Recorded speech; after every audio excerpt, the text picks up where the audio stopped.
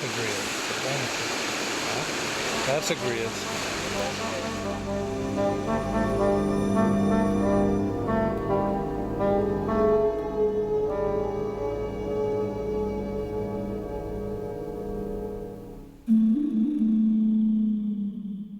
When another bear appeared and crossed the Tat to our side, some people were remarkably unconcerned about its presence. Others, however, choosing a more pragmatic approach, realized the front lines, though quiet, might not be the best place to pitch a tent. They decided to relocate to the center of the fortress, which of course meant someone else was now the frontline sentinel.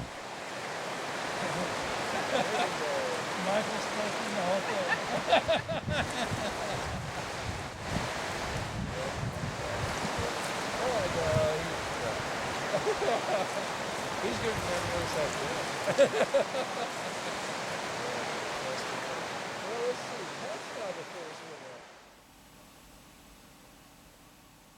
After the excitement was over, we locked our food inside the bear fence.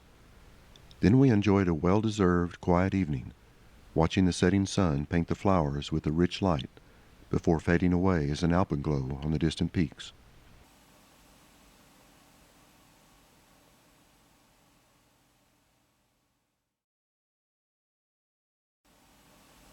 The day began windless with sunny blue skies and a warm temperature. After getting our supplies from the bear fence, we set about preparing breakfast and packing for our hike. Then someone spotted movement across the river, and the alert was sounded.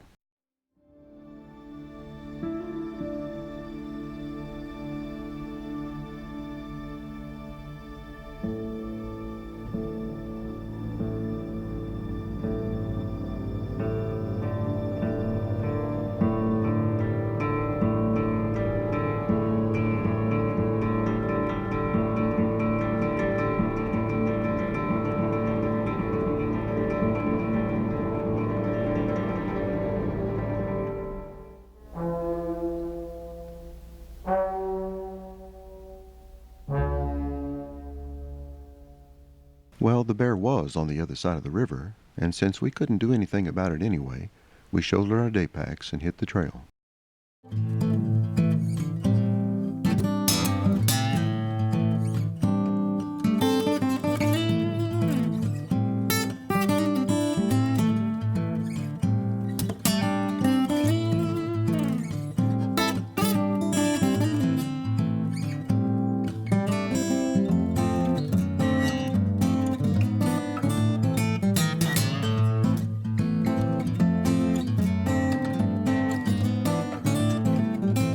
Susan Dennis and I decided it would be easier to head through the forest rather than trying to stay next to the creek with its steep banks. It turned out to be a bad decision, as we were forced to fight our way through a thick understory full of devil's club. It didn't help our confidence any either when we found ample evidence of bears. We eventually reached the river directly across from the glacier, but at that point it was impossible to even see the glacier due to the heavy brush and steep banks. Climbing over the jumbled moraine was extremely hazardous, so we opted to plunge back into the forest and make our way due north. Hours later, we emerged from the dense woods, scratched, bruised, and tired, with another adventure notched in our memories. Camp never looked so good. We were getting ready to fix dinner when a grizzly, obviously interested in our camp, crossed Milk Creek and climbed onto the terrace.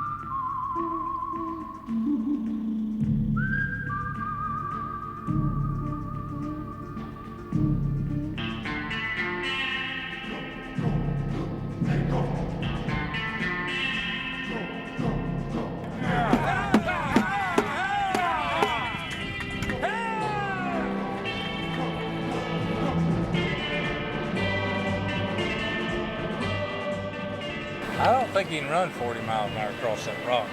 Get on out of here. Oh, look at that.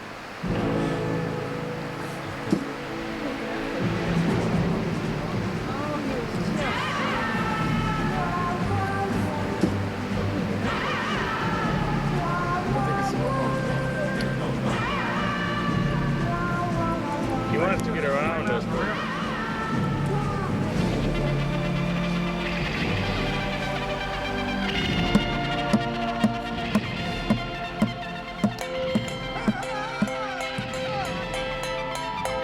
You better go, I'm gonna come and chase you. John Wayne speed, John Wayne speed. Oh, good throw, good throw. Who threw that? Michael threw. Michael. Michael's a good thrower.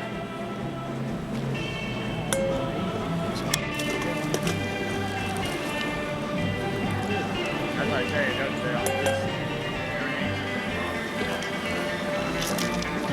Ooh, good love. Good love. All right, Dennis. That got his attention. Get out of here! And your mother too!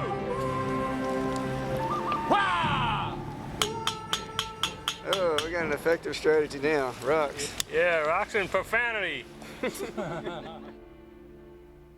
It was a good thing this bear had better sense than to mix it up with our bunch. We continued with dinner, then relaxed overlooking the creek, some of us perhaps a bit too smug with our show of bravado.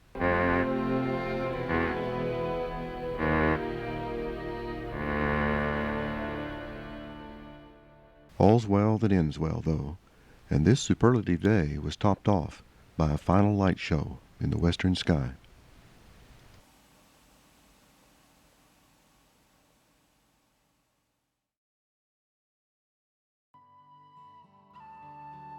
Our day started with a short paddle to Petroglyph Island. After securing our boats, we all hiked to its summit to view an ancient circular stone carving in a rock.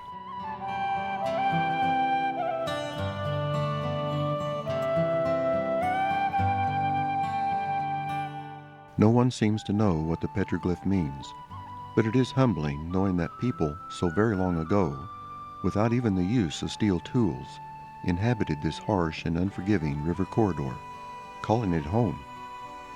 On the Tat, man-made art, interesting as it is, has a strong rival in that created by the forces of nature. It took considerable willpower to leave some of it in its proper place.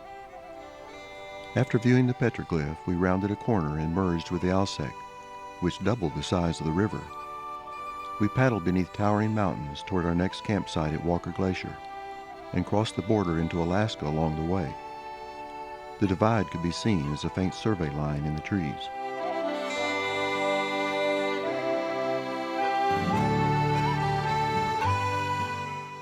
The shallow gravel bars made good places to stop and take pictures of the many glaciers, some of which came down to the river.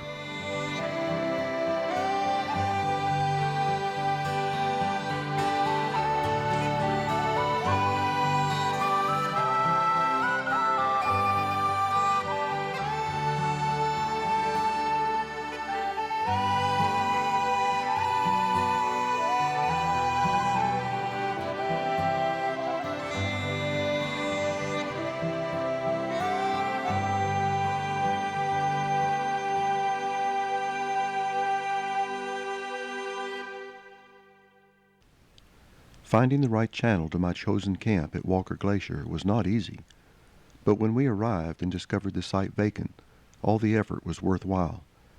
Sheltered from the wind, it had sandy tent spaces and easy access to the glacier. After setting up the group tarp, we took a short hike to view the glacier. The sand dunes were alive with hordes of grasshoppers, which seemed reluctant to get out of the way. The day had turned cloudy and cool as we approached the lake, and Dan remarked that the ice had retreated about a half-mile since he saw it 9 years earlier. The lake had been much smaller then, with far fewer icebergs. It was our good fortune to see so many of the big blue and white blocks floating in the lake. We were watching the panorama in front of us quietly, when without warning we were startled by a loud noise.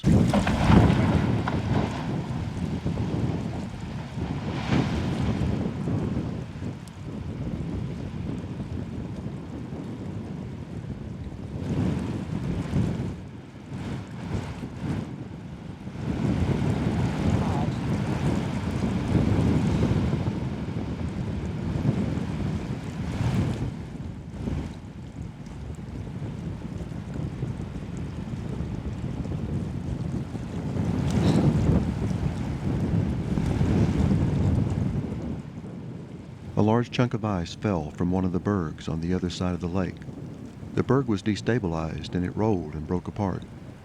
We've been given a sobering reminder of just how dangerous these huge ice cubes can be, and one person changed his mind about paddling out for a closer view.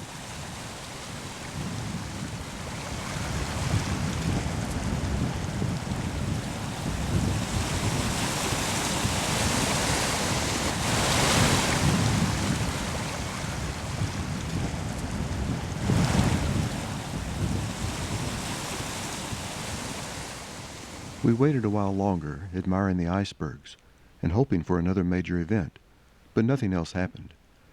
Before leaving, we examined the beautiful crystalline structure of the ice, marveling at its clarity. Its taste was as delightful as its visual appeal.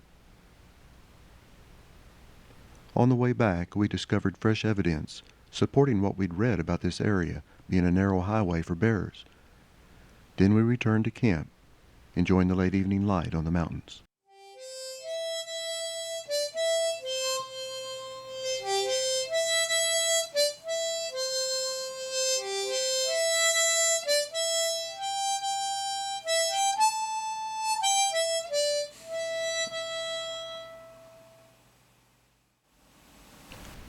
This was a day we'd all looked forward to, our one chance to walk, play, and get down and personal with the glacier.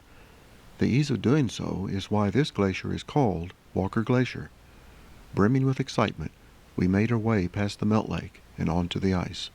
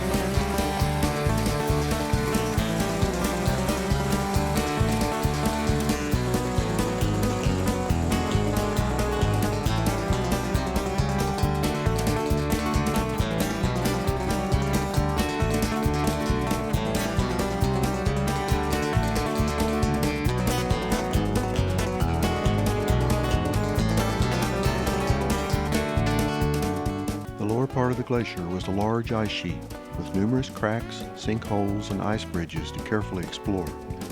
The upper part was a jumble of deep crevasses, far too dangerous to walk on. About half the group decided to climb several hundred feet higher, which, though difficult, gave them great views.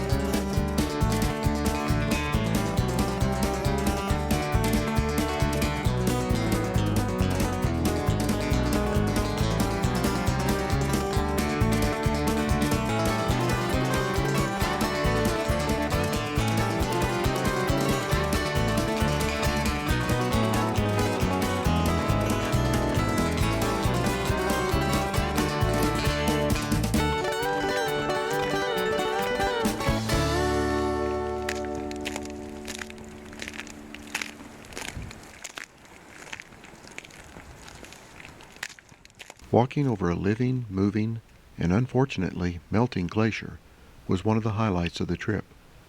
It was an experience that offered us a new perspective on scale, time, and the effects of human activity on our planet.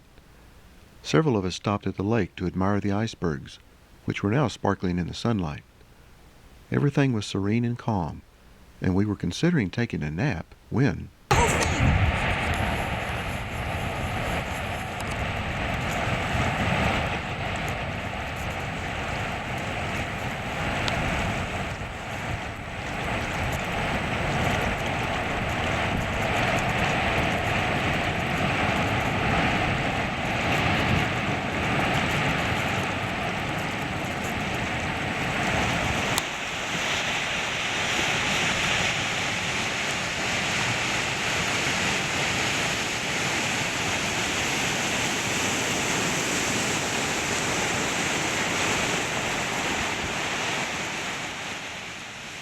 a large chunk of the glacier's face had broken free and fallen into the water, sending waves across the lake, and giving us another glimpse of the vast amount of energy stored in the ice.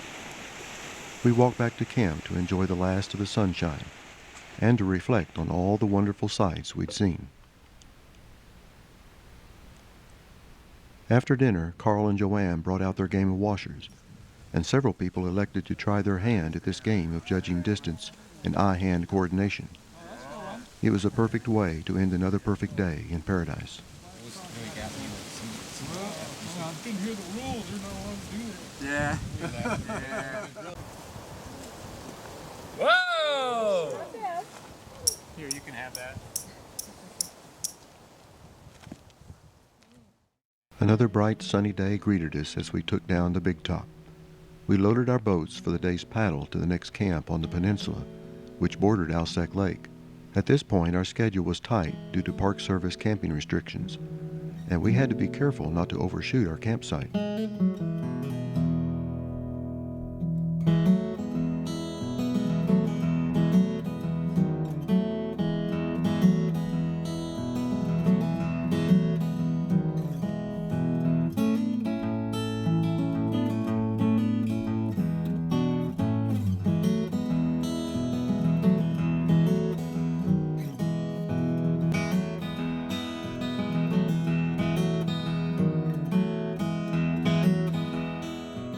We've been told over and over again before we left not to expect to see Mount Fairweather, dubbed Mount Foulweather by many. Odds were we would be experiencing torrential rain at this point. Obviously, we were leading a charmed trip.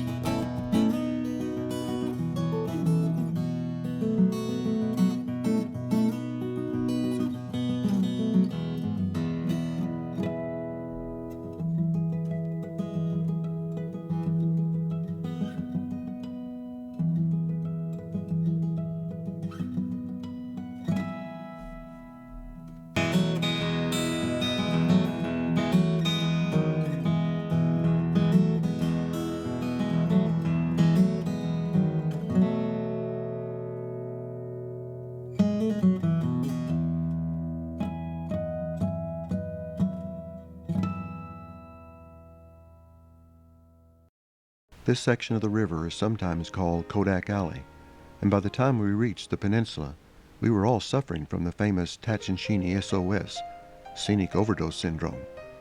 We found a narrow cobble beach to camp on, then hiked over the dunes to get a view of Alsek Lake. There were numerous tracks in the sand, including wolverine, wolves, and bears, and a large set of moose antlers in the low brush. They made an interesting foreground prop to the backdrop of Mount Fairweather. There weren't a lot of birds, but this varied thrush seemed particularly unafraid. The shore of the lake was littered with driftwood, and we chose a convenient log to sit on while watching the light changing on the mountains, the icebergs, and the glaciers. This was perhaps the most beautiful place we had encountered on the river, and we kept coming back to it from camp, entranced by the peace and majesty of this wild land.